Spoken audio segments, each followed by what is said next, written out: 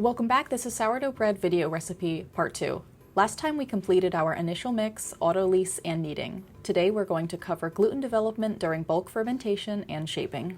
Performing a few sets of stretch and folds during your bulk fermentation helps build that gluten structure. Simply pull up on one side of your dough, gently stretch toward the ceiling without tearing, and fold the dough over itself. Rotate your bowl 90 degrees and repeat the motion. I typically recommend doing 3 to 4 sets of stretch and fold spaced 30 minutes apart. If you don't have time for that and just get 1 or 2 sets in, that's still totally fine. When we've finished all 4 sides, we'll go ahead and cover the bowl with a towel again and let it rest a half hour. For my last set, I like to switch to a coil fold. This technique is similar to the stretch and fold, but it's a little more gentle, so it helps retain some of the air bubbles that have been building up during our bulk fermentation.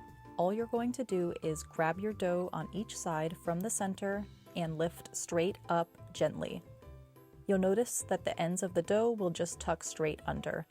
Rotate your bowl 90 degrees. I usually do it a couple times per side. At this point, we're done messing around with the dough. We're going to go ahead and let it continue with its bulk fermentation. Leave it alone for a couple hours, check in periodically. We want it to near double.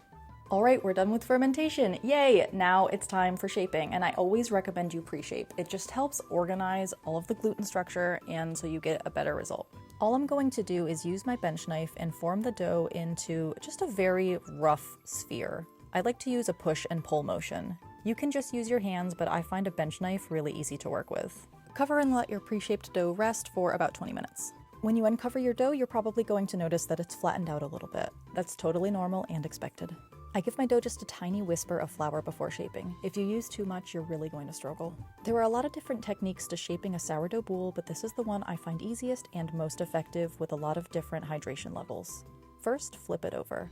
Then, tuck the bottom up about halfway and press down. Next, we'll do the sides. Start with one side and fold it toward the center, and then do the same on the other side. Finally, we're going to go to the top, fold it down about halfway, and then just roll the entire bundle over itself. Now we're going to tighten everything up. So with this little bundle, we'll do some push and pulls. We're going to push the dough away from you and then pull it toward you. Push away, pull toward, push away, pull toward. You want to continue doing this motion until you feel like you have a nice tight little drum skin across the top of your boule. Lightly flour a round banneton basket, and we're going to flip our bread upside down and transfer it directly into the basket.